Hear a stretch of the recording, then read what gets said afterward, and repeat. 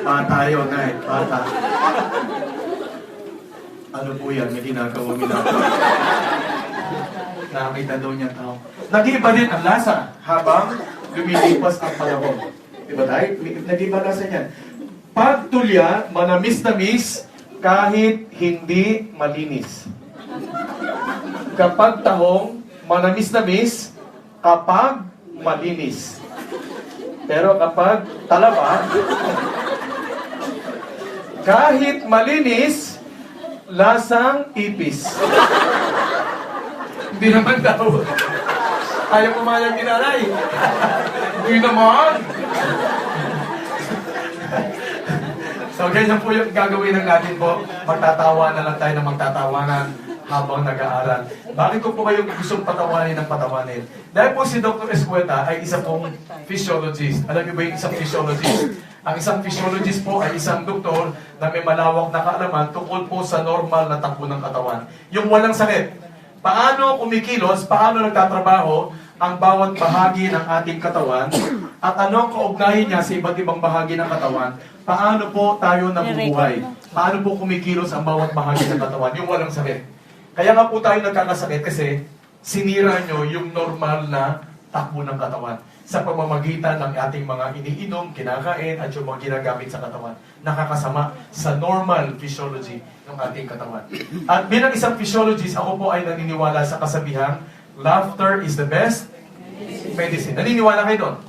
Na kapag kayo masayahin tao, positive ang attitude araw-araw, bagamat may pinagdaraan ng mga problema, merong karamdamang pinaghihirapan, at positive ang attitude nyo, madali kayong makaka-recover sa sakit nyo. At kapag nagkasakit naman kayo, mga simpleng sakit lang ang nakukuha nyo.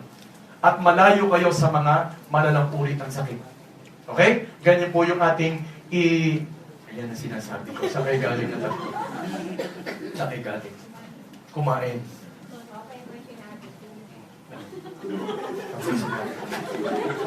Hindi po. Move po kayo doon kasi may uupo dito. Andito po lang ating kagalang-galang na millionaire. Kasi may uupo po dyan. Ako. Aalis ka dyan mamaya. Sige. Umalis na. Palakpakan po natin si John Pulgado. Isa sa mga millionaire natin. Akala niya wala uupo po. Anyway, so wala na naman yung kaguluhan. Yan ang sinasabi ko na didelay. So, may paliwanag po kung bakit sinasabi ng mga doctors na laughter is the best medicine.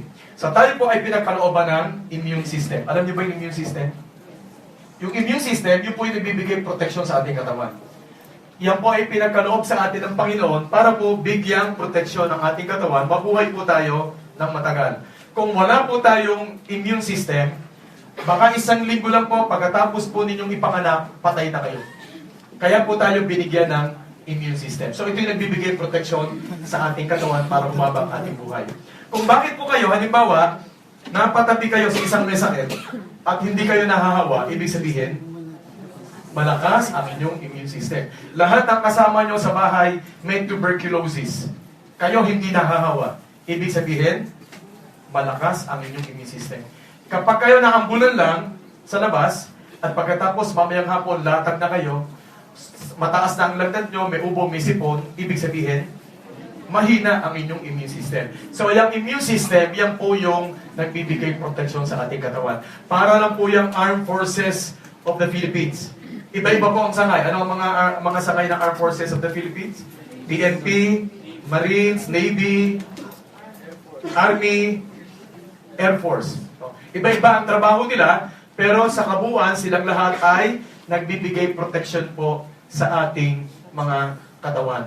So, ganyan din po yung ating immune system. Mula tuktok ng inyong ulo hanggang dulo ng inyong paa, may nakabantay na mga sundalo. Meron tayong tinatawag na immune cells para po pigilan ang pagpasok ng ating mga kaaway. Ano yun? Ito. Ito. Ako yan to.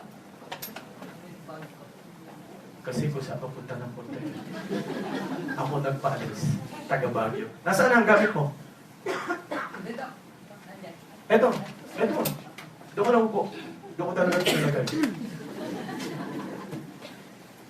Sige. So, ang ating pong immune system yan. So, may tagabantay para po mapigilan ang pagpasok ng ating mga kaaway. Ano pa ang mga kaaway ng katawan? Bacteria, viruses, fungi, yeast, parasites, mga heavy metals, mga toxic elements, mga bagay na dapat po wala sa loob ng katawan, pipigilan po ng pagpasok ng ating mga immune cells. Eh bakit may nakakapasok? May bantay naman. Bakit may nakakapasok? May bantay naman. Tulad doon, may bantay pero may nakakapasok. Dahil tunog. Ang tukin, mahina yung bantay. Kaya nakakapasok yung mga kaaway. O di kaya, wala yung bantay. May nag-text, sumundo. Kaya nakapasok yung mga kaaway. O di kaya, kulang yung bantay. Mas marami yung expose kang mga kaaway, kaya nakapasok talong-talo ng mga kaaway yung bantay, iilan lang sila. O di kaya, yung pong mismong mga kaaway ang sumisira sa inyong katawan. Meron po tayong mga immune cells na nasira ang kanilang memory at hindi pala nila alam yung sinisira nila ay bahagi ng inyong katawan. Yun po tinatawag natin mga autoimmune diseases. So, halimbawa po ng autoimmune diseases, yung pong ating psoriasis. Nakakita na kayo ng taong may psoriasis? Yung pong balat nyo kumakapal, sinisira ng sarili yung sundalo, yung balat nyo, kaya po parang siyang coma. Pangalawa, yung pong rheumatoid arthritis. Nakakita kayo ng matatanda na liko-liko na yung mga daliri, namamaga, at hindi na nila maituwid. Yung po, halimbawa ng isang autoimmune diseases. Ano pa? Yung lupus erythematosus, ihi kayo ng ihi ng dugo. Dahil po yung inyong mga sundalo, sinira yung inyong mga cells sa bato. Kaya po, hindi po na pipigilan ang pagtapon ng mga vitamins, minerals, kaya nanghihina, at meron naman yung dapat pong ipunin, kanila naman po itinatapon. Yun naman, kung dapat itapon, yung kanilang iniipon, baliktad. Okay? So, yun po yung halimbawa ng ating autoimmune diseases. At ang panglima, kung bakit nakakapasok ang mga kaaway sa loob ng katawan, kayo po mismo ang nagpapasok. Kayo nagpapasok sa pamamagitan ng inyong mga kinakain at iniinom. Okay, meron po dito o dalawa. Nasaan yung dalawa dito? Maalis sila eh. Okay. Ito, kanino po yan? Kanino? Nagiging ko. Okay, sige. Wala nang napupuan eh. So, pag po kayo ay masayahing tao, no? Pag po kayo masayahing tao, yung ating utak may inilalabas po ng mga chemicals. Ang tawag doon mga hormones. Itong mga hormones ito, pagka po kayo masaya, ang lumalabas, happy hormones. Sasama po ito sa ating sirkulasyon at pupuntahan po nila iba't ibang bahagi ng ating katawan. Kasama po sa pupuntahan nila yung pong mga bahay ng ating mga sundalo. So ano mangyayari? Pakakawalan nila yung mga sundalo at lahat ng masalubong nilang kaaway, pinapatay. So hindi po nagtatagumpay dumami yung mga nakapasok o pinapasok na kaaway. Kaya hindi kayo nagkakasakit. Malakas ang inyong immune system. Kaya po sinabing, laughter is the best medicine. Hindi po katulad ng mga nakasimangot. Hindi po katulad ng laging mga naiinis, mga nabubugnot. Kaunting binibiro lang, nakagalit ka. Tumigil ka nga! Maisip! Okay, yung mga ganun tao, nakakita na niya ito. Ha? Yung kaunti lang binibiro, ayaw ikon. No? Bugnutin. Kaunting bagay lang, naiinis na. Okay, laging ganun. Kasi bagsak ang inyong immune system. Hindi nyo pinapakawalan ang inyong happy hormones. Ano ang lumalabas? Stress hormones. Sa halip na magandang ang epekto, kabaliktaran ng mga sinabi ko kanina ang nangyayari. Lahat na tayo dito, nagtatawanan, pero siya nakaganyan lang.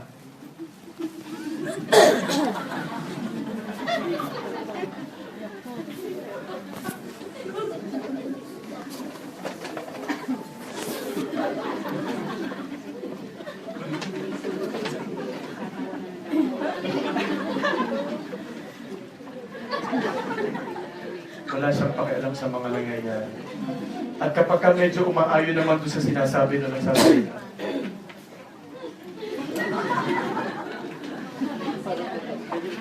at kapag ka medyo natatawa naman, Walang kwenta-kwenta. Yun po yung mga tinutubuan ng cancer.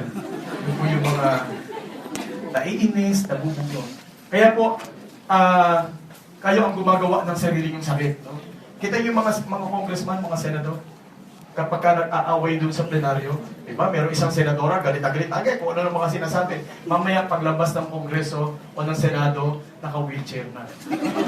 Tatakbo na ng St. Luke's o di kayo ng Makati Med. Diba? Kita yung mga gumagawa ng mga pamalian o ano man yan sa gobyerno, di ba, nagkakasakit agad, dinudugo, di ba? Pag napakulong, duduguin. Diba? Hindi natin maintindihan bakit ganyan sila. No? Ang daming nagiging sakit kapag ka napakulong, naka-wheelchair. Kaya uso-uso mo yung wheelchair. Diba? So, huwag kayong laging ganon. Kaya dito po sa Sante International, ang atin pong ipinopromote dito, lagi po dapat positive ang attitude.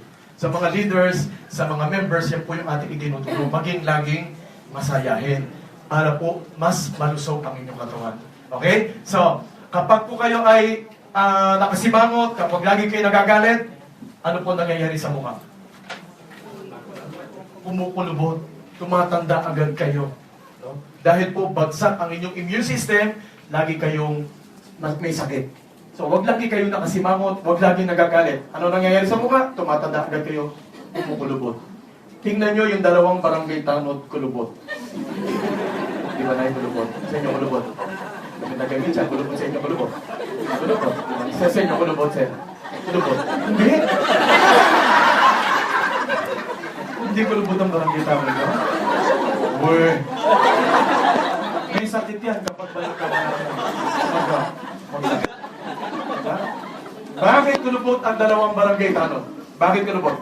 Dahil si Kapitan ay laging galit. Di ba? At kayo mga babae dahilan kung bakit laging galit si Kapitan. Hindi ko malaman kung bakit gusto niyong gagalitin si Kapitan. Kaya kulubot ang dalawang barangay tanod. Gusto niyo maging kamukha ng dalawang barangay tanod? Ang sagwa ng mukha niyo ang dalawang barangay tanod. Okay, kaya naniniwala po ba kayo na karamihan po sa ating mga sakit ay dahil po sa ating mga kinakain? Naniniwala kayo? Patutunayan po yan sa ating live blood analysis. Ito yung inaabangan ng maraming tao. Sino po yung first time, yung ngayon pa lang po makakapanood ng live blood analysis? Taas po kaliwang kamay. So halos lahat, no? So ito pong live blood analysis, ito po ay microscope lang. Ito pong microscope ko, kinabitan ko po ng camera. At ito pong camera ko, nakakabit ngayon po sa ating screen. So lahat po ng ating, o ng aking sisilipin dito, mamaya, makikita nyo po doon. Okay, sisilipin ko dito, makikita nyo dyan. Okay? Patutunayan ko, yung pong ating malimit na kinakain sa ngayon, dyan po nagmumula yung pong mga malalang uri ng sakit. At patutunayan ko rin po, in 30 minutes, may magandang epekto ang Sante Pure Barley na pinag-aralan ko po ng mahigit 1 taon. Patutunayan ko in 30 minutes sa pamamagitan po ng ating live blood analysis. May magandang epekto sa ating katawan. So, syempre, para ko po may demonstrate yung live blood analysis, kailangan ko po ng dugo. Kaya nga po sinabi yung live blood. Kailangan ko po ng buhay na buhay, sariwang-sariwang dugo. At kanino po manggagaling ang dugo? Natural sa inyo. Alam ka namang sa akin pa. Ako na speaker, tutusukan ko pa sarili ko, maglalagay ako ng dugo. Ginagawa ko po ito 4 na beses sa isang linggo. Baka po bago matapos ang taon, putlang-putla na ako sa kapipiliin. So, pipili ako sa inyo. So, ang gusto ko pong piliin para po sa ating live blood analysis, yung pong mga hindi pa sumusubok gumamit ng Sante Pure Barley.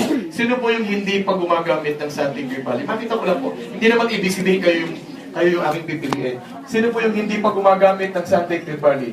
Aba, marami pa, no? So, doon po sa mga nagtaas ng kamay, doon po ko pipili. Isang babae at isang lalaki para po maging subject natin sa ating live blood analysis. Okay, sa mga nagtaas po, mga babae po muna, sino po gusto na maging subject natin? Yung may regla. nire-regla pa kayo. Kasi po doon tayo sasabot sa ano? Gusto niya. Sa mga babae, sino po? Teka, titingnan ko muna, magsasurvey ako kung sino yung mga, sige po, sino pa? Hindi. Ito po, ito. Gusto niyo, ma'am? Ito po. Pagbigyan po natin siya kasi maraming bilbil to. Okay na sa inyo. Ayaw niya. Sige. May sakit kayo? May sakit kayo? Wala. Sige, okay lang po. Akala niyo lang.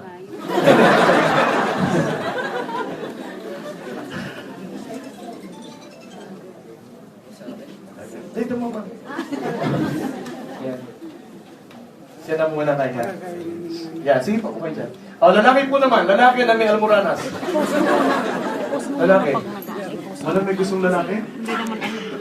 Duwag talaga mga kalalaki. Duwag. Pag hindi importante, Sino?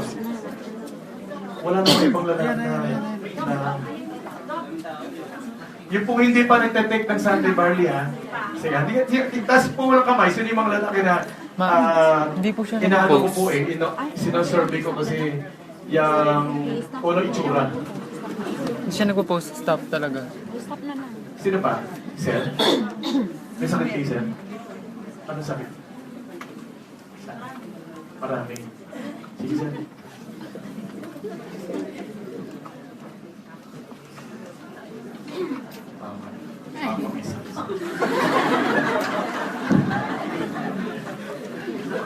Sige po doon. Yan. Yan, dito po, Sir. Yan.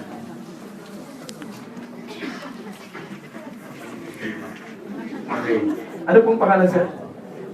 Lino. Di si Kuya Lino. Lino, may asawa po?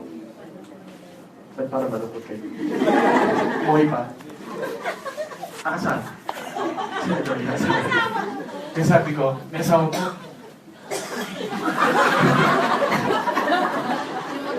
Ilan po anak niyo, Sir? Ilan po anak niyo? 4. Kayo po na yung anak niyo. Ilan anak niyo? 4 din. Kasi baka magkaiba eh. Meron akong pasyente, ang pasyente ko lalaki. Tapos, tinatanong ko yung lalaki, ilan po yung anak niyo?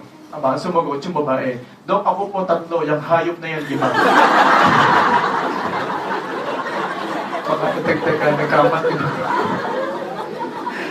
Sige. Si ma'am? Pangalan po? Lord, Lisa, ma'am. Lisa ang tawag sa niya. Si ma'am Lisa, may asawa po? Buhay pa? Apo. Hindi nyo nadadaganan. Andito nila. Andito siya. Sige po. Siya rin, masaya rin tayo. Sige. Si Kuya Lino at saka po si Ma'am Lisa, paiinumin ko po sila ng soft drinks. Okay lang po? Paiinumin ko kayo? Okay na, ma'am. Okay lang. Sige po. Paiinumin ko sila ng soft drinks. Mabuti po ba ang soft drinks sa katawan? Hindi. So, lahat po kayo nagsasabi, masama ang soft drinks. Umiinom kayo ng soft drinks. Diba? Sabi nyo masama, bakit kayo umiinom? Dahil masarap. Yan ang tao eh. Daig ng sarap yung sakit. Di baling magkasakit kasi masarap. Kapag nagkasakit, tigil ang soft drinks. Kapag gumaling, balik ang soft drinks. Di ba? Ano po yan? At nagbabarley ka na, sabi mo. Kailan yung huli yung inom? Ang lunch, ay ma'am, hindi, wag po muna. Palitan na lang natin. Teka, sayang. Hindi po, kasi may epekto pa yun eh. Yung kanyang kinain, maganda po yung epekto. Baka hindi nyo ma-appreciate yung live blood. Kasi gusto ko makita nyo yung, mamaya, ipaliliwanag ko sa inyo. Kasi po, pag nagtantake na ng Sunday Bali, kahit pa paano, maganda na po yung itsura ng dugo nyo. Hindi nyo po masyadong ma-appreciate yung epekto. Okay na nga.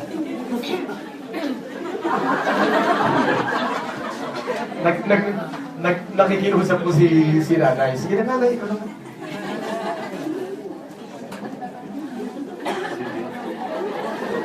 Dalhin nyo na po ito para may makuupo dito. Yan. Ay, dalhin nyo na po dyan. Meron pong isang chair dito. Meron pong... May nakaupo. Pumili lang. Sige. So, painumin ko si... Ano po mga pangalan, ma'am? Tay? Melencia. Melencia. Ano tawag po sa inyo? Miling. Miling. Si Nanay Miling at saka po si Kuya Lino. So, painumin ko silang soft drink. Sabi nyo, masama ang soft drink. Ba't kayo umiinom? Dahil nga, masarap. Daig ng sarap yung sakit. Di baling magkasakit kasi masarap. Para kayo noong mga babae, nung kayo po ay ikinasal yung unang gabi nyo, di po ba? Nung unang gabi nyo, di baling masakit. Naku, Dok, ang sarap. Grabe. Di po ba? So, ganyan din sa pagkain. Di baling masakit, di baling masama, basta masarap. Bakit niyo po sinabing masama ang soft drinks? Bakit niyo sinabing masama ang soft drinks? May nakaupo dyan. Saan? Bakit? Acidic. Bakit po naging acidic? Number one, dahil po sa dami ng asukal na nakahalo dyan. Hindi po nila sasabihin sa inyo na sobra-sobrang asukal nakahalo sa soft drinks kasi nasasarapan kayo. Alam po ba ninyo, sa isang 12 ounces sa soft drinks, ang nakahalong asukal po dyan ay katumbas ng 17 kutsaritang asukal. 17. At para po ninyo mabalanse yung asukal, kailangan nyo pong uminom ng 35 basong alkaline water. Sa mga tuwid, sa bawat isang kutsarita, kailangan nyo pong uminom ng 2 basong alkaline water para po mabalanse yung asukal sa katawan. Kaya kung kayo po ay diabetic, maataas ang inyong asukal, ang katawan may sariling mekanismo na umaandar sa loob ng katawan. Pipilitin niya, uminom kayo ng uminom ng tubig. Kaya ang mga diabetic, pag mataas ang sugar, uhaw na uhaw. Kasi gusto ng katawan, balansihin yung asukal. Kaso, hindi nyo naman po kayang balansihin dahil sa bawat isang kutsarita, 2.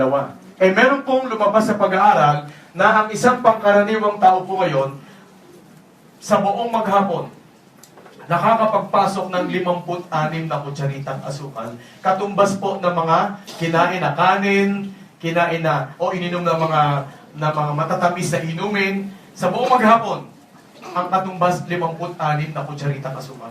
Sa mga tuwid, gaanong karaming basong alkaline water ang dapat nyo pong inumin para mabalanse yung 56. Ha? Ilan? 100?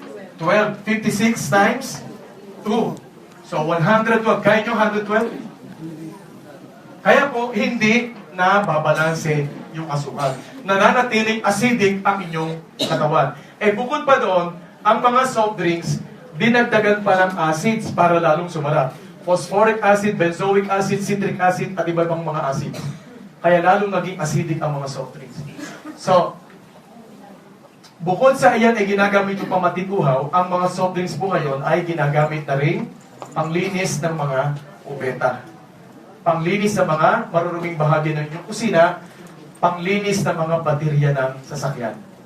Kaya, dahil po sa sobrang acids, kaya po yan ay ginagamit na ganyan. Kaya subukan nyo, kapag po marumi yung inyong kubeta at hindi agad maalis sa mga pangkaraniwang panglinis, buhusan nyo po ng soft drinks. After 30 minutes, kuskusin nyo, ang bilis-bilis kung maalis ng mga dumi. Makintab na makintab pa. Huwag lang po kayo makalimot, baka bigla kayong nauhaw, salugin mo ulit, nasa kubeta, pagkatapos lagyan nyo yung yelo, istrohin nyo pa. Baka kayo makalimot. Kasi nasanay kayo. Okay? Pangatlo, ang mga soft drinks ay mayroong caffeine. Mabuti po ba ang caffeine sa katawan? Mabuti? Alam nyo, kung caffeine lang, yung kape iinumin nyo na walang ibang sangkap, walang asukal, walang gatas, walang ibang nakahalo doon, basta kape lang, okay po yun. Kasi may antioxidants yun, may antidiuretic effect yun, may mga ibang mga health benefits yun. Ang masama, yung mga isinangkap sa kape para lalong sumarap. Yung po ang nagpapasama sa kape. Dahil po sa mga masasamang epekto nito sa ating kalusugan, sumisira po ito ng ating utak, ng puso at ng ating atay na po-congest. Kaya po yung mga kapeng na uso ngayon na 3-in-1, 4-in-1, 5-in-1, 6-in-1, marami pong nagkakaroon ng non-alcoholic fatty liver. Nasisira po yung atay nyo. Nagkakaroon ng fatty liver dahil po doon sa mga sangkap na isinama sa kape para sumarap. Kaya po, bilang tugon dyan, ang Sante International po ay naglabas ng ating barley fusion. Ito po ay kape na mas healthy kaysa po dun sa iba dahil ang laman po nito ay mga natural at saka organic na sangkap. So, ang laman po nito, yung kape, para po mabalanse yung negative side effects ng kape, andun po yung barley. At pangatlo, yung pong ginamit na asukal po dito ay stevia at yung not dairy creamer. Kaya po, kung kayo ay pwede puminom ng kape, mas maganda na ito na lang pong barley fusion ang inyong inumin. Sa mga hindi pwede, wag po muna kayo iinom kahit anong uri ng coffee. Okay, pang-apat, ang mga soft drinks po ay carbonated. Di po ba? Kapag tinanggalan nyo ng tansan, tinanggalan nyo po ng takip, ano nangyayari sa soft drinks? Wala ng bula dahil nagkaroon ng reaction yung carbon dioxide doon sa soft drinks at yung oxygen doon po sa hangin. Kaya po nagkakaroon ng bubble formation. Kapag po kayo ay mahilig sa mga carbonated na inumin, ang inyong katawan ay hindi po nakakakuha ng sapat na calcium, magnesium, zinc, at saka copper. Saan po mahalaga itong apat na minerals ito? Sa pagpapatibay ng ating mga dugo. Kaya, pag mahilig kayong mag-inom ng soft drinks, madali po kayo mag-develop ng osteoporosis. Madali kayong magkaroon ng mga fractures. Konti kayong magdulas, konti mahulog, basag ang buto. Nagpagulong-gulong kayong mag-asawa sa kama, nahulog. Hindi na po natuloy ang kasiyahan. Napitin si Mrs. at nagkaroon ng fracture si Mr. Kaya po, yan ang epekto ng soft drinks. At higit sa lahat, panglima, ang epekto ng soft drinks, sila po ay sumisira ng ating mga utak. Hindi nyo po namamalayan ito sa paglipas ng panahon, pero unti-unti, sinisira nyo ang trabaho ng utak, pahina ng pahina. Dati, madali kayong mag-compute. Addition, subtraction, multiplication, division. Pero tinanong lang ni Doc, 56 times 2,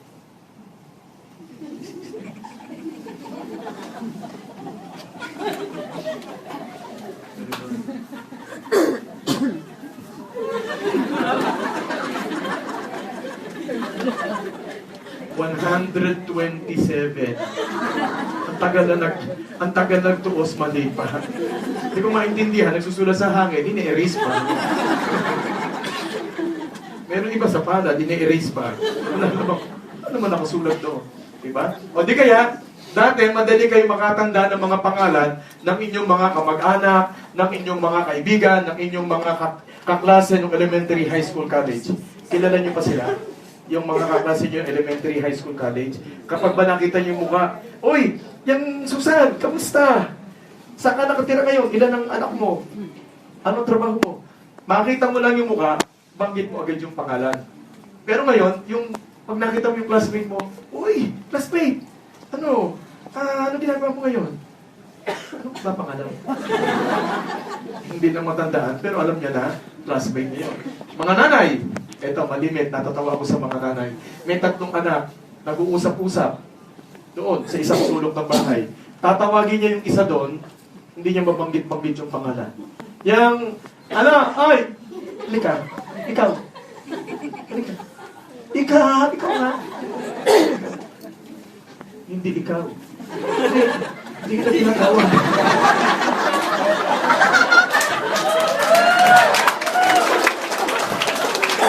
Bakit ka lumapit ini-example ko lang yung ginagawa ng mga tao. Hindi kita tinatawag, ini-example ko lang yung mga nanay. Okay. Meron naman mga nanay, nabanggit lahat yung pangalan ng anak, yung tatawagin, hindi mabanggit-banggit. June! Akoy! Philip! Almer!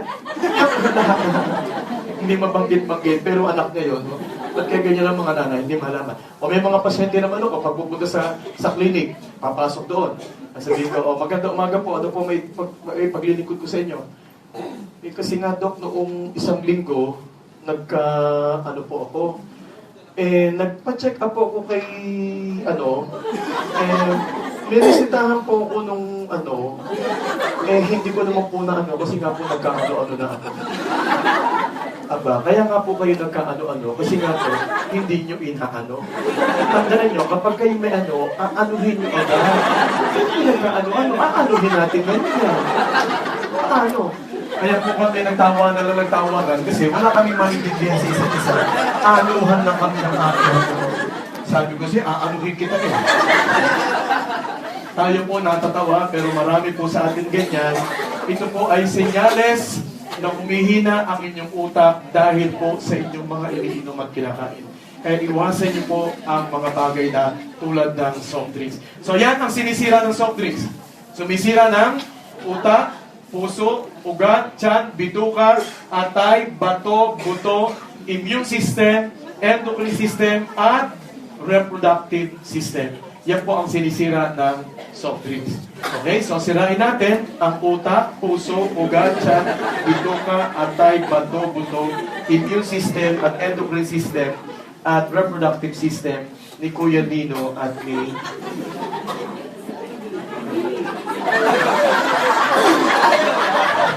bakit iba na po tingin niyo sa agad? Sige. Pakakainin ko rin kayo ng yan. Hamburger. Yan. Pakakainin ko sila ng hamburger. Mabuti po ba ang hamburger sa katawan? Kung hindi kayo binigyan. Heck! Mabuti po ba ang hamburger? Hindi. Nakakabusog. Pero mabuti po ba sa katawan ang hamburger? Hindi. Kumakain ka ng hamburger. O, kita nyo na naman. Dinagdagan na naman tayo. No? Sabi niyo, masama. Tapos kain kayo ng kain. Ipagpalagay natin na yung tinapay na ginamit po sa hamburger ay walang potassium bromate. Familiar po ba kayo sa potassium bromate? Alam niyo kung ano yung potassium bromate? Ito po ay ipinagbawal ng World Health Organization.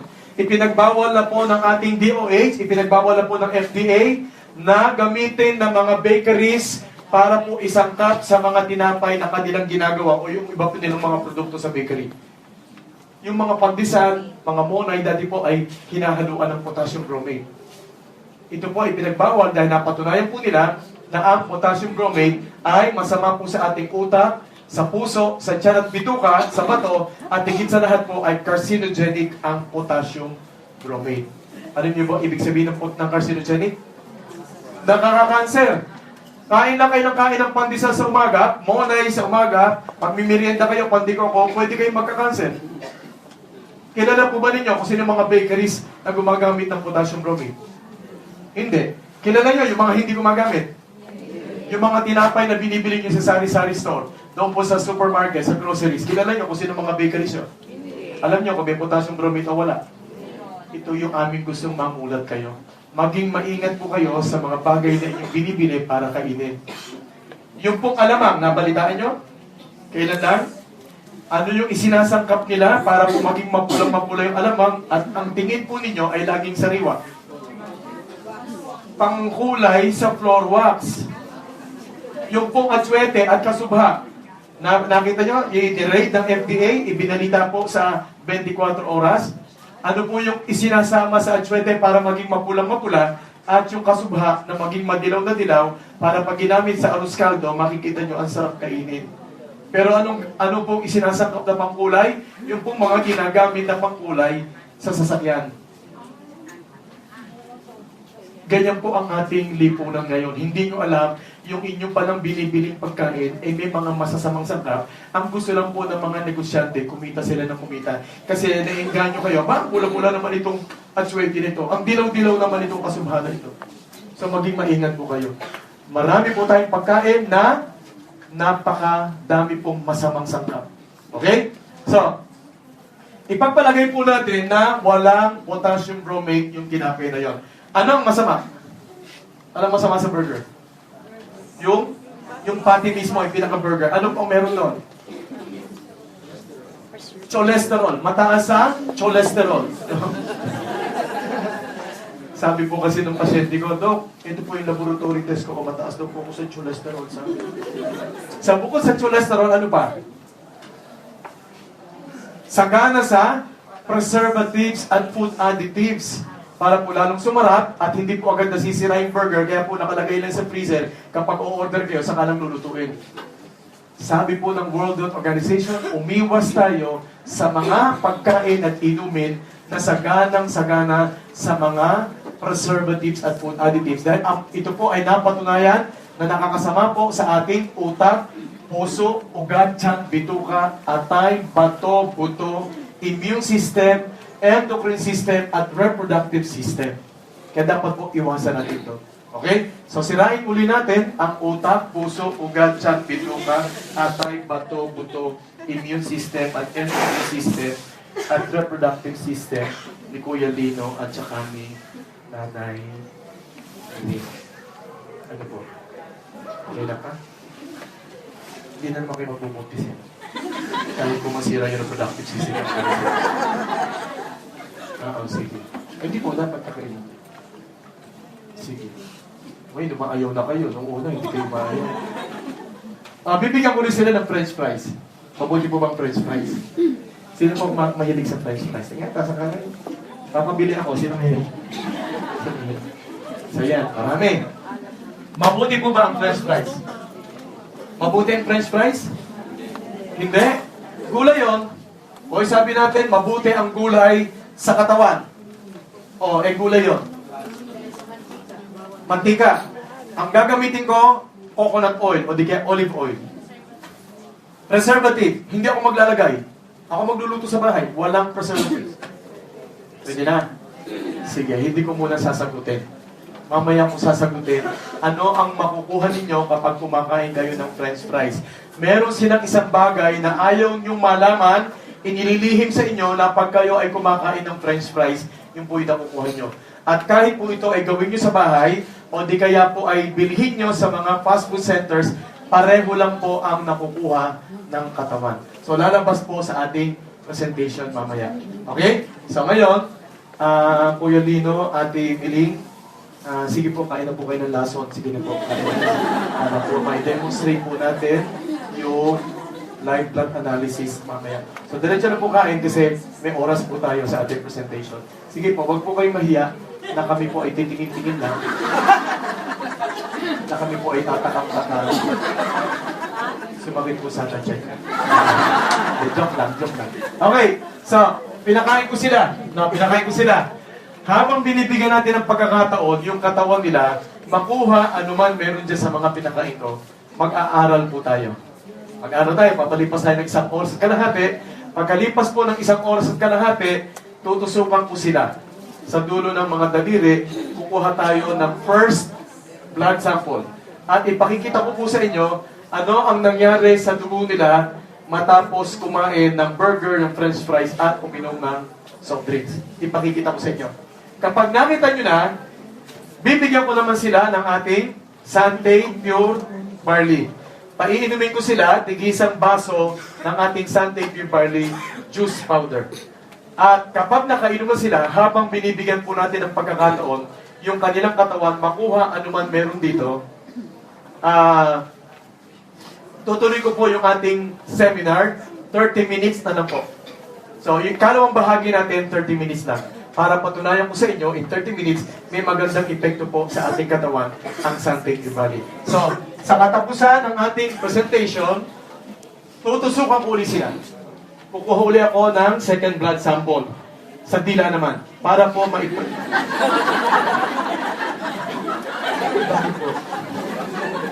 Hindi ko po naintindihan. Kasi, sa umpisa, kaya daliri, kasi kumukuha kayo ng pagkain. Kasi kamay pa ginagamit. Pagkain. Kaya dulo pa ng daliri. Eh pag naubos yun na po, kasi naubos na, tila na. Ano? Hindi na kayo makakatanggihan ay kasi ang dami na nabawas.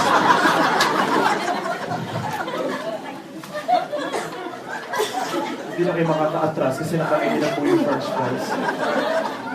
Hindi. Natatakot na si nanay. Hindi po sa daliri lang ulanay. Oh, okay lang sa'yo sa daliri. Hindi po sa dila. Wala pong gagawa to. Joke lang kayo. Okay. So, kukuha tayo ng second blood sample sa kanila. Tingnan natin ano ang mangyayari sa kanilang dugo. Tingnan natin, i-compare po natin yung first blood sample i-compare nyo sa second blood sample, ano ang nangyari? Pagkatapos silang uminom ng Sante Pure Barley. Okay? Ma'am, ano po ba? Nasaan po ba yan? Kanina pa yung wala. Kung nag-CR lang, upuan nyo na po. Sige, upuan nyo na po. Wala po tayong magagawa. Wala po tayong reservation. Wala po tayong reservation. Yun po yung ating patakaran. Kasi nga po, yung iba, nagre-reserve, wala pa naman yung tao, nasa Marikina pa, i-reserve. Natapos yung presentation ko, hindi na naupuan. Nakakaawa naman po yung malayong pa pinanggalingan. Sana po maunawaan nyo, huwag po kayong magagalit. Ito po, kasi yung iba, nagre-reserve. Hindi naman dumadating yung i-reserve. O katulad dyan, kanina pa yan, sabi niyo umihi, hanggang ngayon namin, baka hindi po umiihi. Baka nagda-download. Kasi pag umihi, madali lang, di ba? Baka, meron ba kami nararamdaman? Sige. Sige. Okay? So, sige lang po, kain tayo. Kain po lang ito. Tapos tayo po ay magsisimula ng mag-aral. Kuya, ayaw. Kuya Aba, ayaw. Ayaw lumipat.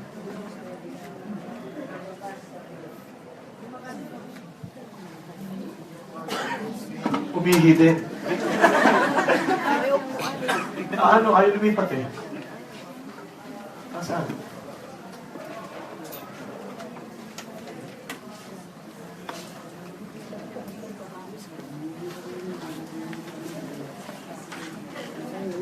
Linya, dito kaya, Linya.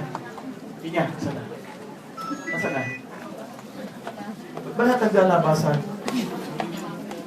Ayaw.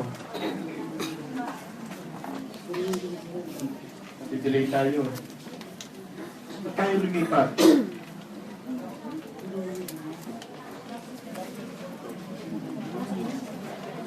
Ayaw lumipat. Hindi dito, ayaw dito.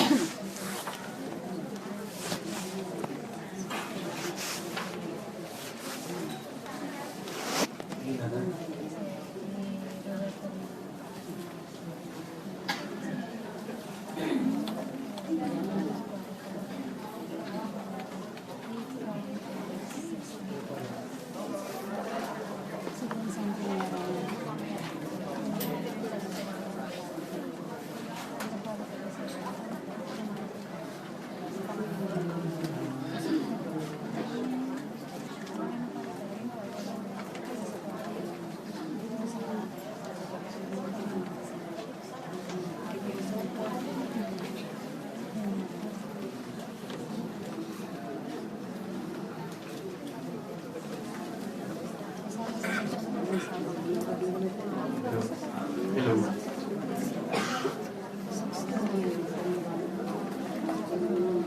Okay, wala na po kami. Okay, sige po, habang nagkaroon lang po ng technical problem doon sa... Okay, so, habang sila kumakain, meron lang po akong konting house rules, pakiusap lang po, para po, lalo po sa mga leaders na walang ginawa kundi mamaya patakbo-takbo palabas-labas. No? So, nakaka-distract po kasi. So, hanggat maaari po sana, kung wala po kayong hinihintay na mahalagang text o tawag, i-off po natin yung ating pong cellphones. At kung kayo po naman may hinihintay na text o tawag, mahalaga, i-silent mode lang po natin. Okay?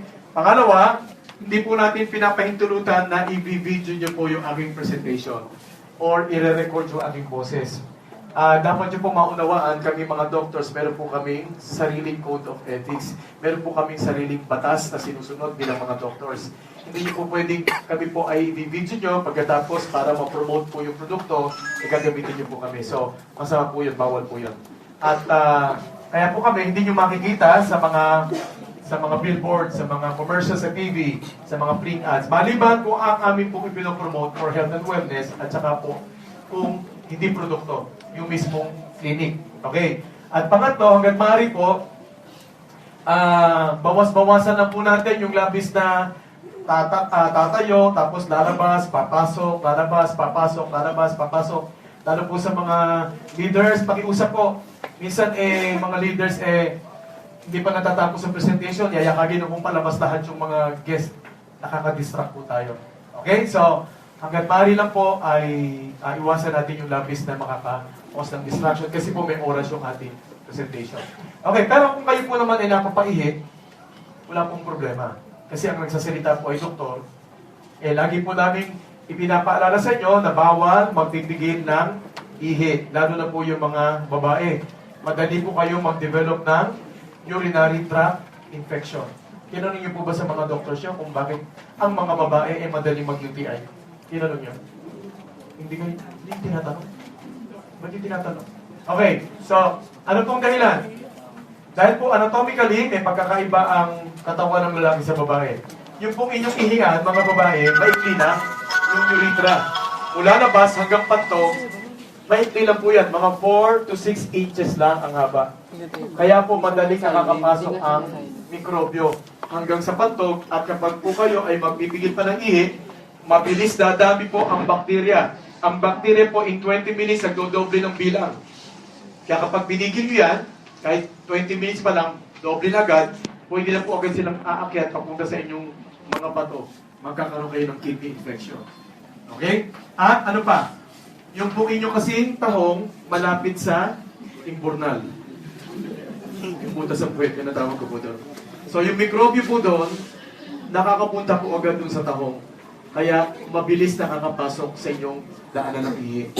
Kaya kami mga doctors, lagi pong ipinapaalala sa mga babae yung tamang paraan ng paghuhugas, di po ba? Kapag po kayo umihi, maghuhugas, yung kamay nyo dapat pataas lang.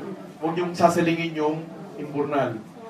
At pag naman kayo dumumi, wala pong mali siya. Ito po ay patalikod lang. Huwag nyo pong hahawakan naman o masasaling yung tahong. Huwag po kayong gagayo doon sa ating mga lola na kapag naghugas ay talagang damay lahat.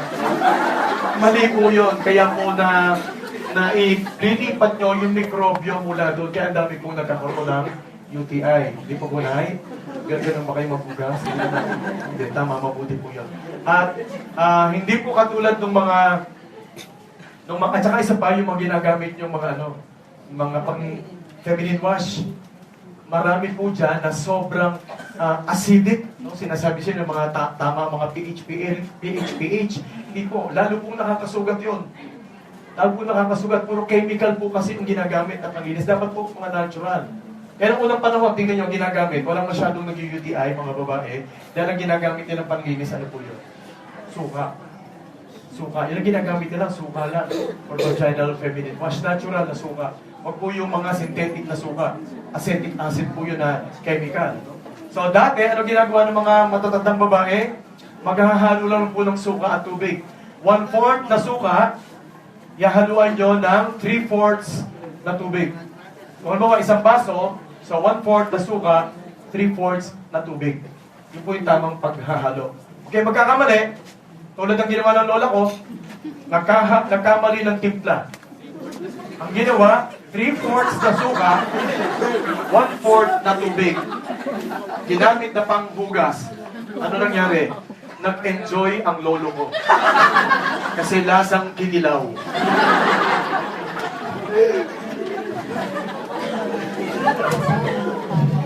Grabe talaga nangyari. Sabi kinilaw na taho. Hindi, lola ko kinilaw na talaba.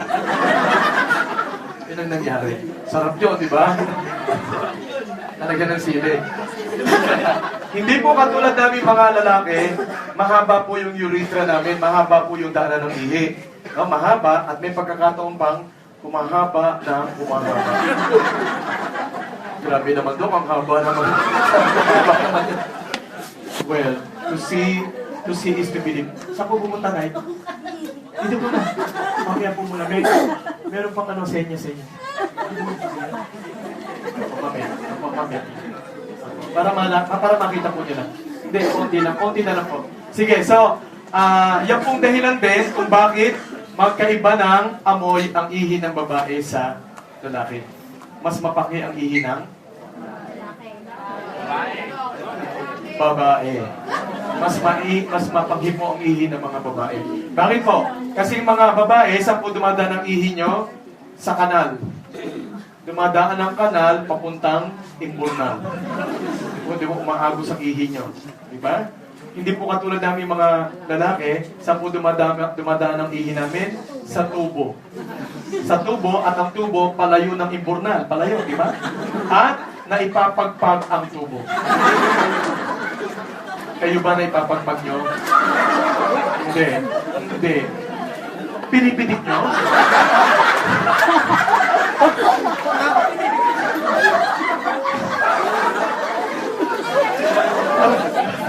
Meron ko nakarinig na babae, pinipitik. Pinipitik daw.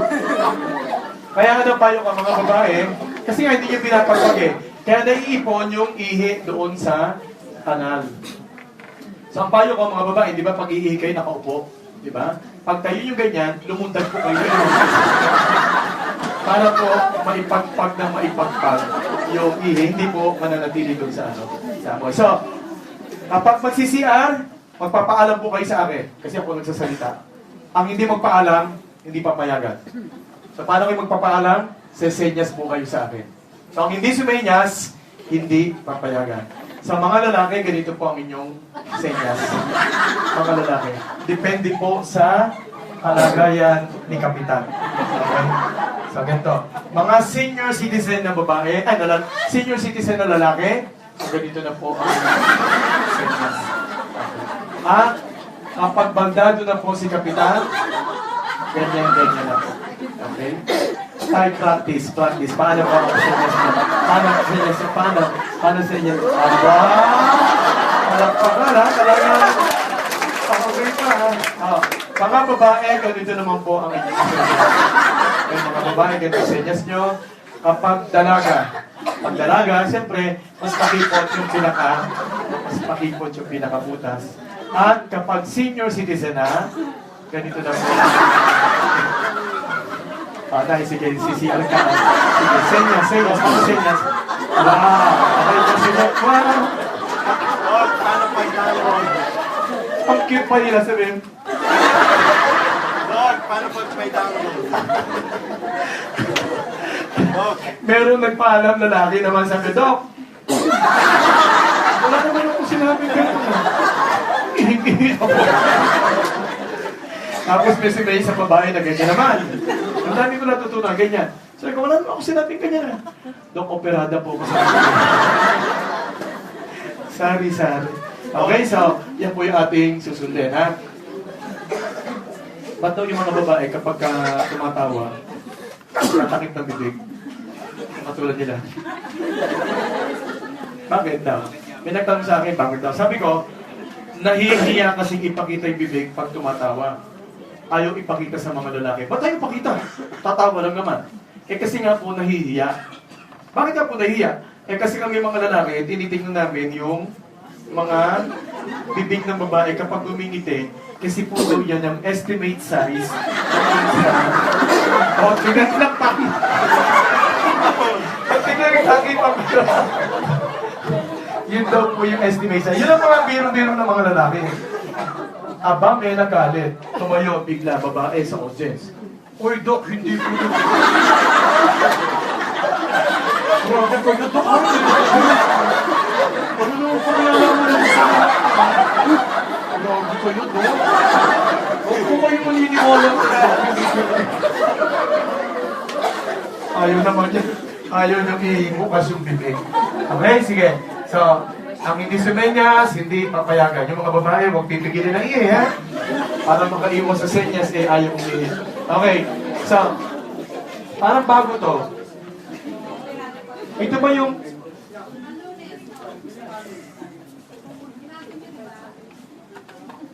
Hindi, yung ano dapat? Yung isa. Hindi. Yung isa, kasi po ito, ano eh, part 2, part 3, hindi nyo maiintindihan masyado kapag dapat part 1 muna. Kasi mas marami yung mga first time na attend. Sige po, saglit na. So, lagi po namin sinasabi, mga doctors, our first wealth is health. Hindi ko na po pag-alaman yung mga natapos ko at kukulangin tayo sa oras. So, ang ating pong lagi sinasabi, our first wealth is health. Ang unang-ulo nating kayamanan ay ating kalusugan. Kaya dapat po kayo ay mag-i-invest pag talagang itinuturing niyo pong kayamanan ang kalusugan, dapat mag-i-invest kayo. Maraming tao, kaya ayaw pong, pag wala pang sakit, at o-offeran nyo ng mga produkto tulad ng scientific body, sabi, ay, mahal. Ayoko niyan. Mahal. Pero pagka nagkasakit na, saka naghahabol. Pag nagka-cancer na, saka naghahanap, nasaan na yung scientific body mo. At hindi nyo tinutuos kung gaano karami o gaanong gastos ang inyong yung magagastos nyo kapag kayo may cancer nga. Alam nyo kung gaano magagastos nyo pag may cancer kayo? Hindi kayo gagastos ng tulad ng ginagastos ng mga chemotherapy, radiation therapy, mga gamot. Pero pag kayo ay uminom agad, hindi pa kayo nagkakasakit, hindi pa nagkakasakit, nag-invest na kayo, hindi kayo magkakaroon ng mga malanang uri ng sakit. Di ba? So, ang sakit po ay hindi po nakukuha kung kailan lang po kayo may naramdaman. Ang sakit po ay nagsimula kahit nung bata pa kayo. Kahit nung pong mga sanggol pa kayo, pwede nagsisimula na yung sakit nyo. Kung ano po yung mga ipinakain sa inyo ng inyong mga magulang, yung pong mga masasamang sangkap, ito po ay naiipon sa katawan at kapag hindi na kaya ng inyong immune system, doon kayo mayroong nararamdaman. Okay? So, tingnan niyo po ang nangyayari sa buong mundo. Sabi ng World Health Organization, cardiovascular disease is the single leading cause of death worldwide. Kaya sabi ko sa mga tao, huwag po kayong matakot sa cancer. Mas matakot po kayo sa atake, sa sakit sa puso. Bakit po? Pag kayo inatake sa puso, in a matter of 4 minutes, pwede kayong mamatay. Pag sinabi ng doktor na may cancer kayo, hindi naman po agad kayo mamamatay in 4 minutes. Mahaba pa ang pwedeng ibuhay. Kahit hindi niyo po gamutin yung cancer, mahaba pa ang inyong ibubuhay. Tingnan niyo nangyari kay Cory Aquino, sa mga celebrities, dahil po chemotherapy, radiation therapy, sa halip na 3 years silang mabuhay pa, kahit hindi po nila gamutin. 17 months ang inabot ni President Cory Aquino. Si Rudy Fernandez at saka si Francis Magalona, mas umiklit. 6 months, isa wala pang 1 year, matapos na sila ay mag-chemotherapy. Kasi po, ang mga cancer patients, hindi po sila namamatay sa cancer. Namamatay po sila sa side effects ng chemotherapy. Okay? At 7 milyon, mahigit 7 milyon namamatay taon-taon dahil po sa sakit sa puso. At ang cancer, hindi po nababawasan ang bilang. Parami ng parami ang mga nagkaka-cancer. 10.9 million people across the globe are diagnosed with cancer. 6.7 namamatay. 6.7 million namamatay taon-taon dahil sa cancer. At ano nyo bang latest statistics? 20,000 na tao namamatay taon-taon. 20,000 namamatay taon-taon dahil po sa cancer. At isa sa bawat 2 lalaki magkakaroon ng cancer in his lifetime.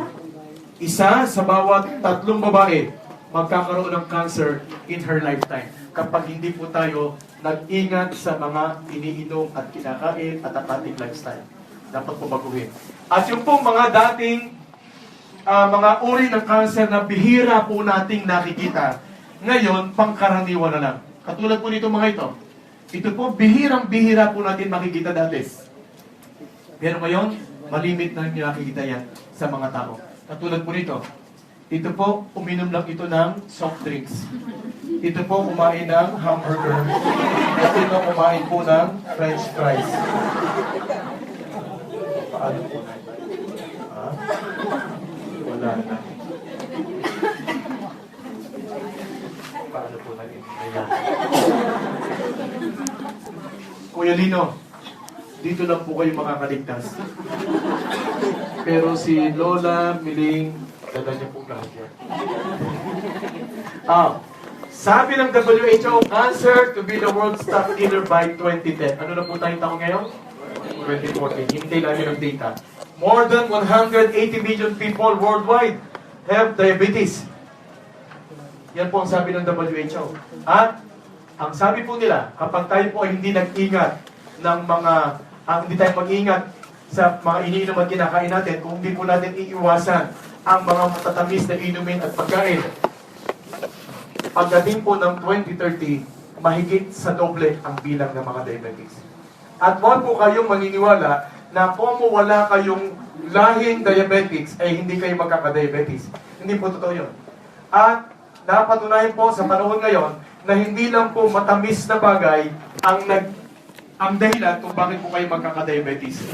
Kahit po hindi matamis na bagay, tulad po ng mga preservatives at food additives, mga heavy metals na patunayan, pwede po kayong magkaroon ng diabetes. Ano mang acidic na bagay pwede magdulot ng diabetes at mga ibang uri ng sakit. In 2005, an estimated 1.1 million people died from diabetes. At hindi po kayo mamamatay dahil sa diabetes. Mamamatay kayo sa complications ng diabetes. Kapag po nagbara yung ugat ninyo sa utak, stroke. Kapag nagbara sa puso, atake sa puso. At kapag nagbara sa mga malalaking ugat, tulad po sa paa nito, nagbara, namaga, nagsugat, na-infeksyon, nabulok, putol ang paa. Kapag naputol, pwede nyo nang gawing sisig, kare-kare, ano pa, barbecue, ano pa, Bobbies, ayan. Bicol Express, ayan. Ayan, pwede nyo gawin yan. At pwede po magbara ang mga ugat sa mata. Pwede po kayong mabulag dahil po sa diabetes. Pag-aralan natin, bakit nagkakasakit ang mga Pilipino? Sabi ng DOH, 10 nangungunang dahilan kung bakit nagkakasakit ang mga Pilipino. Number 1, pneumonia. Sabi ng mga pasyente ko, meron daw siyang pneumonia. Number 2, diarrhea. Yan sabi ng mga pasyente ko eh.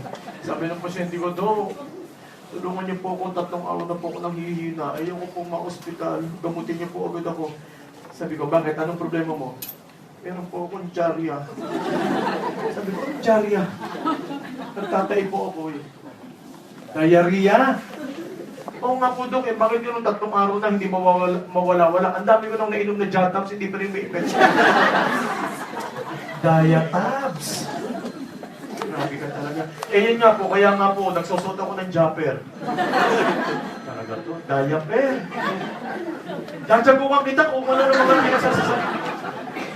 Number 3, bronchitis, bronchiolitis. Number 4, influenza, hypertension, TB, diseases of the heart, malaria, chickenpox, measles. Ano po ang napansin nyo sa listahan ng mga pagkakasakit ng mga Pilipino? Maliban sa number 5, at maliban sa number 7, lahat ng sakit ay dahil sa infections. Bacterial at viral infections. At kapag kayo ay nagka-infection, ibig sabihin, humina ang inyong immune system. So, bakit pa humihina ang ating immune system? Number 1, dahil sa acid-base imbalance. Sobra tayong uminom, kumain ng mga acidic na bagay. Kapag acidic ang dugo nyo, marami kayong sakit na kasunod. Mamaya ipakikita ko sa inyo. Number 2, nutrient deficiency. Kasi nga po, tayo kapag bibili ng pagkain o magluluto ng pagkain, ang unang-una nating binibigyan ng pahalaga ay kung masarap. Kahit walang sustansya, basta masarap, okay yun. Yun ang binibili natin. Kaya, bagsak ang ating immune system. Number 3, toxins overload. Alam niyo po ba, pag-gising niyo sa umaga hanggang pagtulog niyo sa gabi, ang katawan niyo walang nakuha kundi puro lason. Tayo po ay napapaligiran ng lason sa ating buhay. Sa araw-araw, tayo po ay nahaharap sa mahigit 500 klaseng chemicals. 500 lason araw-araw. At sa pag-aaral, ang isang pangkaraniwang tao po ngayon ay meron ng mahigit 200 lason sa ating mga katawan. Kaya ang tanong ay hindi kung meron ka. Ang tanong, gaanong karaming lason meron ka sa iyong katawan ngayon? Lalo na po yung mga text and text, yung po mga lagi may hawak na mga cellphones, yan po ay puro lason ang katawan. Meron nga po kung na-witness, isa pong uma-attend ng seminar ko, may hawak-hawak na cellphone, kumatos na po agad. Na atake po. Atake. Dahil po habang nakikinig sa seminar, nagte-text. Yun po ang naging dahilan. Okay? Number 3, number 4, Electro. Tinago agad yung cellphone.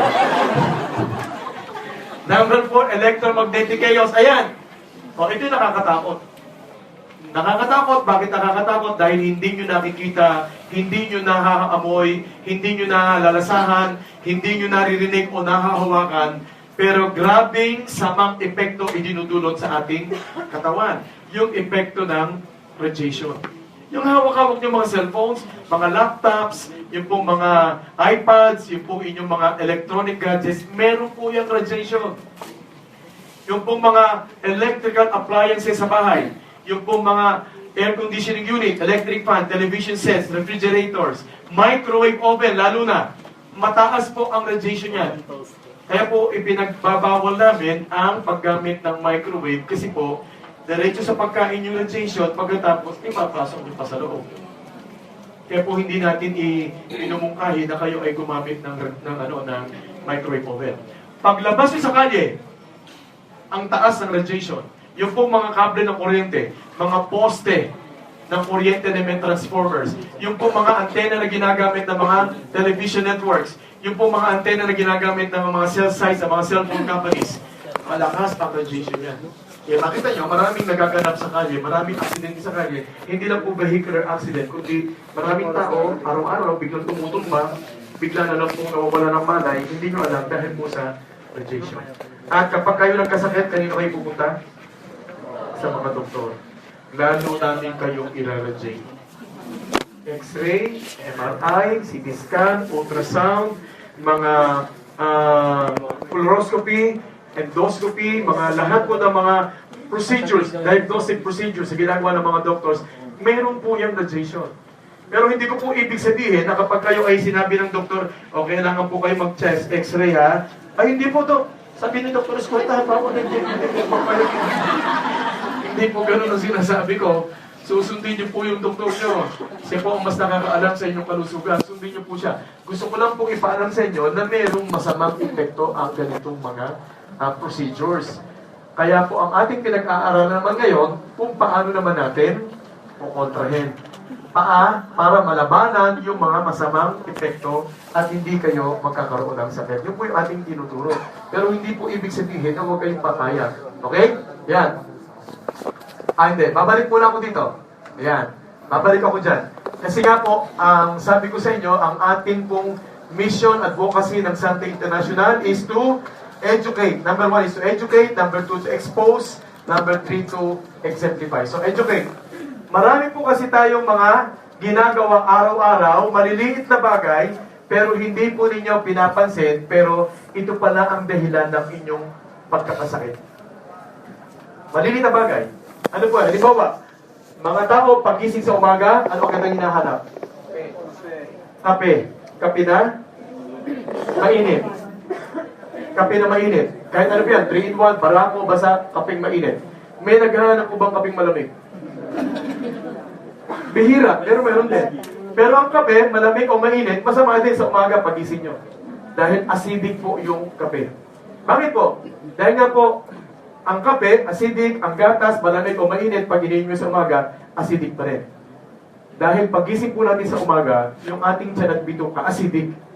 Iinom kayo ng mga bagay na magpapataas ng acidity, lalo makakasama sa inyong bituka at sa tiyan. So, nauuwian nyo, acid peptic disease. Kapag hindi nyo ginamot, peptic ulcer. Kapag hindi nyo ginamot, acid reflux disease. Pag hindi nyo ginamot, uuwi ng gastritis at iba pang complications. Pwedeng umuwi ng gastric cancer, colon cancer, renal cancer, liver cancer. Dahil po sa taas ng acidity. Bakit po? Ano dapat gawin? Pag gising sa umaga, dapat tubig muna. Tubig na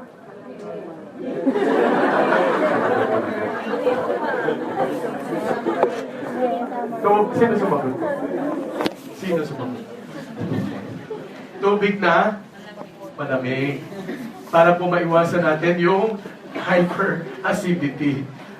So, mamaya, pagdating po natin sa tubig, pag-aaralan natin kung ano ang mangyayari. No? Kailangan, basta sa puntong ito, kailangan pagising sa umaga, dapat malamig. Kainin niyo po. Kainin niyo po.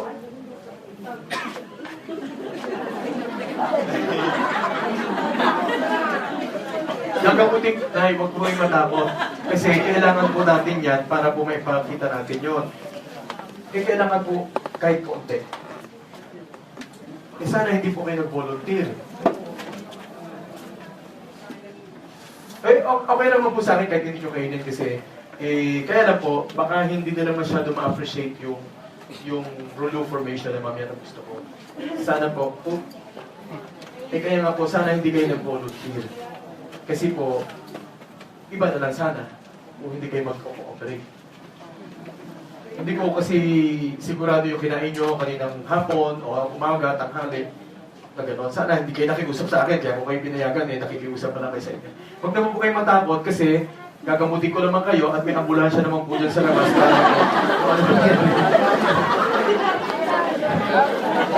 Hindi, okay lang po, huwag yung pilitin kasi I'm sure naman dahil may nakain naman niya yung ibang bahagi at saka yung sauce. I'm sure lang. Kaya ko lang gusto yung paubos sa inyo kasi una, wala na pong kakain yan. May mga nakaabang po dito mahilig. Hindi, sigurado naman po ako na acidic yung katawan nyo. Sa tingin ko pala. At saka po yung makinain nyo. Huwag yung pilitin, okay lang. Ini-encourage mo na kayo para po mas makita natin yung epekto sa dugo. Okay na po na yun. Sige, so, nasaan ako? Tubig. Pangalawa, ang mga tao kapag kumain ng prutas, ginagawa niyong panghimagas. Tama, kailan kayo kumakain ng prutas? Pagkatapos kumain. Alam niyo po bang mali yun? Alam niyo po bang mali yun? Mali po yun. Hindi nakukuha ng katawan ang sustansya na merong doon sa prutas kapag huli niyo siya kinain. Bakit po? Yung ating tiyan, ang trabaho niyan, kailangan lusawin muna yung inyong kinain para pagdating niya sa bituka, masisipsip ng bituka lahat ng meron doon sa kinain niyo. So, dyan po maglalabasan yung mga digestive enzymes.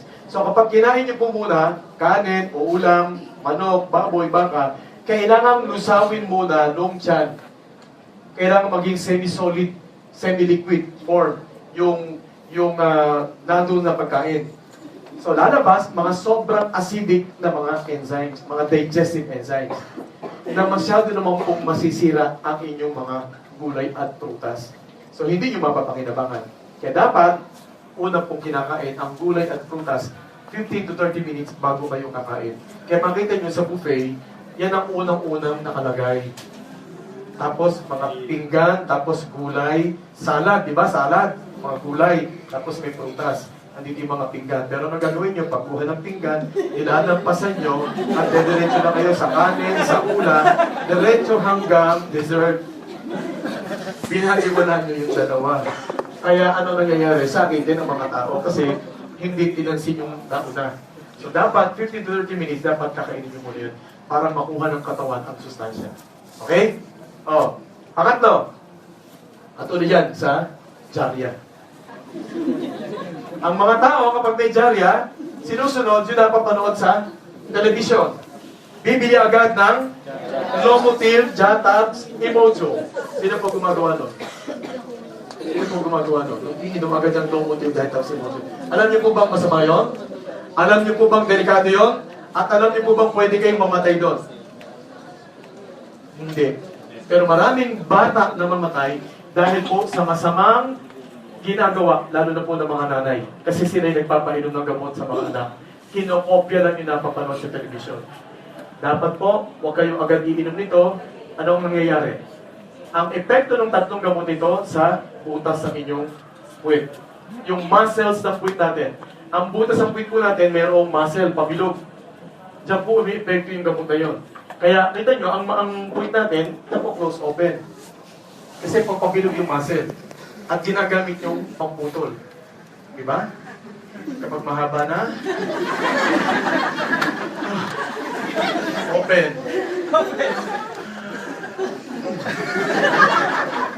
Very powerful yun.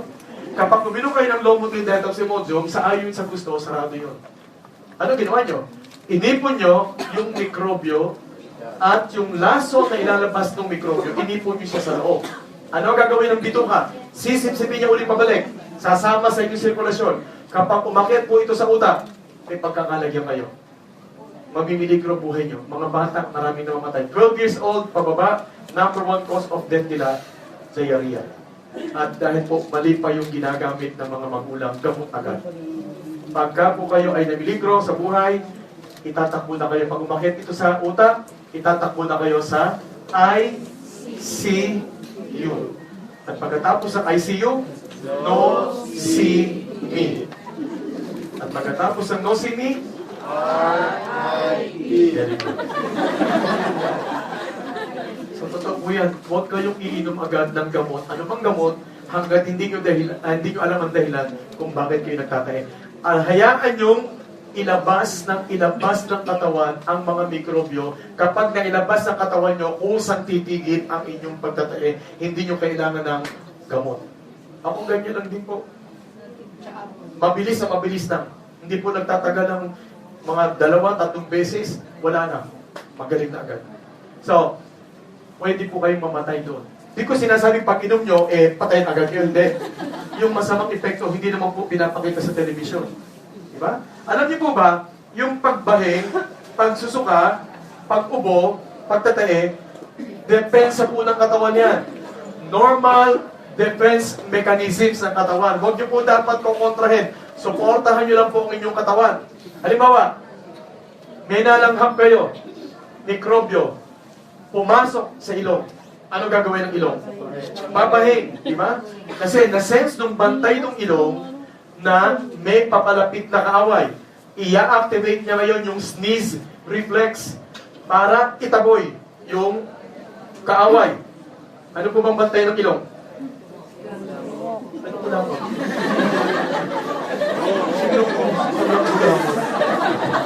Hindi po kulangot ang bantay ng ilong. Kaya po nagkaroon ng kulangot dahil doon sa bantay.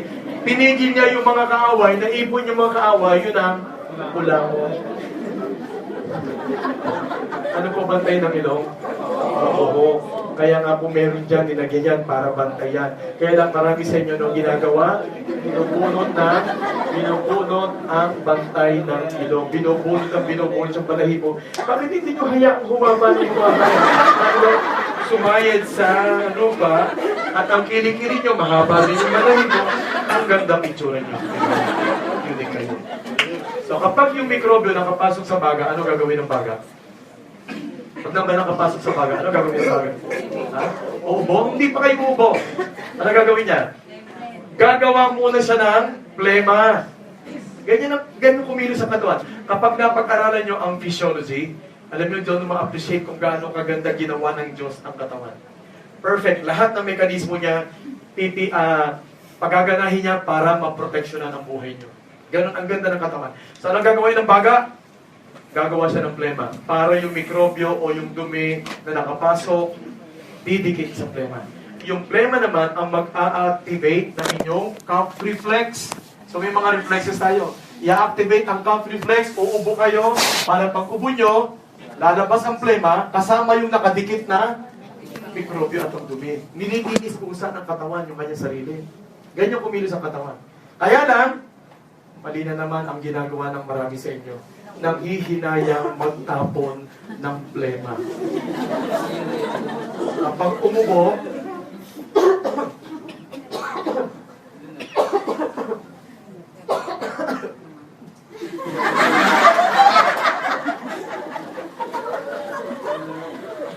yummy. Paano kayo gagaling? Gusto ng katawan, ilabas, kayo naman papasok. Marami sa inyo, kapag may viral infections, ano ang ginagawa ng ilong? Kukuha ng tubig yan sa katawan nyo. Huhugasan yung ilong nyo. Inuhugasan ng ilong nyo. Kayo, di ba? Runny nose. Kaya may runny nose. Kasi yung katawan nyo, yung ilong nyo, hinuhugasan yung sarili niya para maalis yung virus. Kayo, ano naman ang ginagawa nyo? Singhot sabay lunok. Bakit hindi nyo isinga? Kaya yung virus na iipon sa inyong katawan, matagal kayong gumagaling kasi iniipon, gusto naman ng katawan ilabas. So, ganyan din, marami sa inyo, pag may dyarya, ano ginagawa? Mali. Hayaan yung kayo ay pabalik-balik sa CR. Magdusa kayo na pabalik-balik. Sino ba ang may kasalanan? Ba't kayo nagtae? Sino may kasalanan?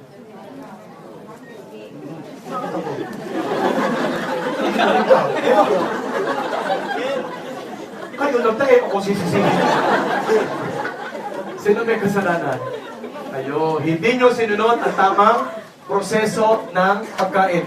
May tamang proseso pala pagkain? Meron. Kaya nga po, ang pagkakadesenyo ng katawan natin, perfect. Maganda, perfect yung pagkakadesenyo ng katawan natin. Hindi po basta inisip lang namin sa ganyan yan. Meron pong dahilan. Ito, umisip nga po kayo ng disenyo ng katawan ng ating itsura na mas maganda pa sa inisip ng Diyos. Sige nga, isip kayo. Mamaya mag-drawing kayo sa bahay. Tingnan nyo. Isipin nyo, bakit ang ilong nasa ibabaw ng bibig? Bakit doon inilagay ng Diyos yan? Bakit hindi dito ilong? Bakit hindi dito ilong?